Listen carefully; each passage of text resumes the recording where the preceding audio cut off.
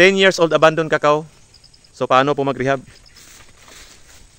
Pare, sino may sabi sa'yo na pwedeng akyatan? Tigil mo na yan. Hindi ganyan ang pag-rehab. Tingnan mo yung lagari mo, mamamatay ka dyan. Siguro, isang puno, kalaki ng puno na yan. Sige, dyan ka lang. Kalaking puno na yan, isang araw, isang puno. Tapos, pag naapakan mo yung mga flower cushion na yan, ito yan, bulaklak. Apakan mo. Pag naapakan mo yan sila, problema yan. Hindi na mamunga yung kakao mo. Kaya bawal talaga sampahan. Ayun, pumunta ka ng DNR, bumili ka ng chainsaw doon. Para pwede tayo mag-chainsaw dito. Sobrang laki na. Halika, baba ka pare. Baba ka. Ito, sobrang laki So, pwede nating itakin to. Sige nga, lagari mo nga dito.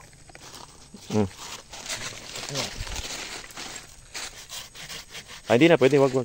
Chainsaw na to, sobrang laki. So, ayan na, pagkatapos. So, pwede namang hindi siya i-rehab. Kaso, hindi nga siya productive. Masyadong maliliit yung bunga niya.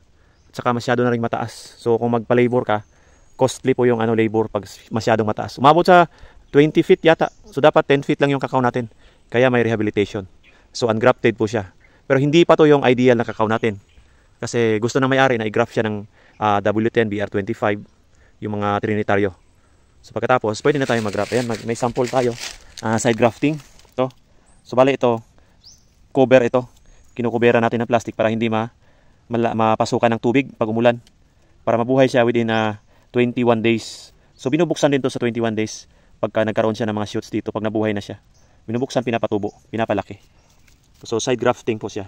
Pwede din po, abunuhan natin ng urea, organic. Pagkatapos dito, chupon, orthopedic. Gamit tayo ng cleft grafting method dito. Pag may tumubo ditong sanga, chupon. So, doon tayo mag-graft. So, dito, subok muna tayo ng side grafting. So, lahat po ng proseso, ginagawa natin sa rehabilitation. Para may bago siya dito na clone o klase ng kakao. Ito, W10 to, malakas mamunga, malaki yung seeds. So, yan po ang pag-rehab natin sa ungrafted. Gusto natin na maraming malakas na mamunga. So, may idea rin, may nag-suggest din na putulin daw. Dito, pinuputol lahat dito. Putol lahat talaga.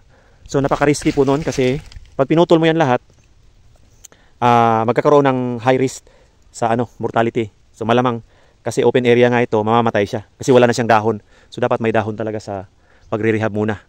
Pabayaan mo muna yung dahon, lalaki, dadami yung dahon uli. Pero importante yung chupon doon natutubo. Doon tayo magsa-side graft.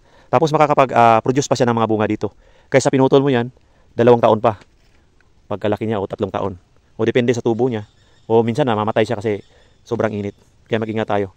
Sa rehab po talaga, kailangan pruning muna. Pruning tapos grafting.